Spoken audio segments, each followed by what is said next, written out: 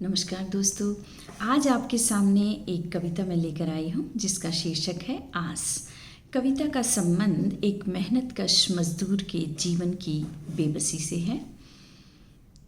कोहरा घना था, दिल पेड़ों का भी कांपने लगा था। कोहरा घना था, दिल पेड़ों का भी कांपने लगा था। तितलियां न जाने कहाँ छिप गई थी। तितलियां न जाने कहाँ छिप गई थी। सभी कलियों की मुस्कान खो गई थी। ठिठुरती हवा मानो चीखने लगी थी। सुन सन्नाटे को चीरने लगी थी। सभी कलियों की मुस्कान खो गई थी। ठिठुरती हवा मानो चीखने लगी थी। सुन सन्नाटे को चीरने लगी थी। खिड़कियां खुली थी, खिड़कियां खुली थी, हिलने लगी थी। कड़कड़ाती शीत घर में भरने लगी थी। लाख चाही मैंने बंद करनी खिड़कियां, लाख चाही मैंने बंद करनी खिड़कियां, पर रजाई से निकलने की हिम्मत नहीं थी।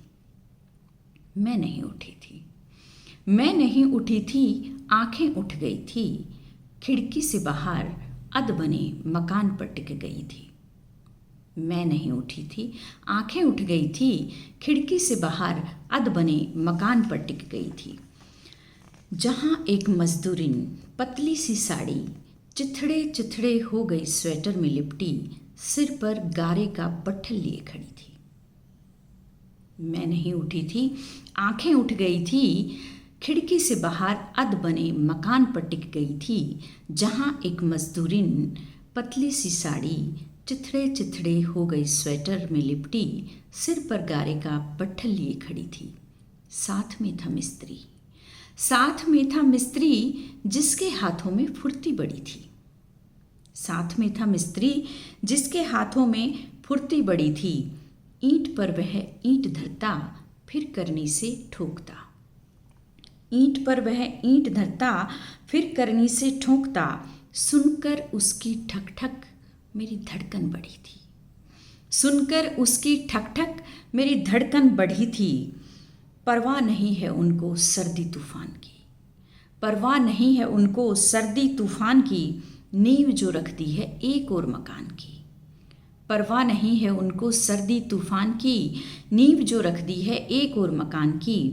उसको वे शीघ्र ही पूरा बनाएंगे, उसको वे शीघ्र ही पूरा बनाएंगे, क्योंकि उतावली है मालिक मकान की। उसको वे शीघ्र ही पूरा बनाएंगे, क्योंकि उतावली है मालिक मकान की। दे देंगे उसको आसरा, दे देंगे उसको आसरा सर्दी तूफान का। चल देंगे फिर किसी और की तलाश में। दे देंगे उसको आसरा सर्दी तूफान का। चल देंगे फिर किसी और की तलाश में।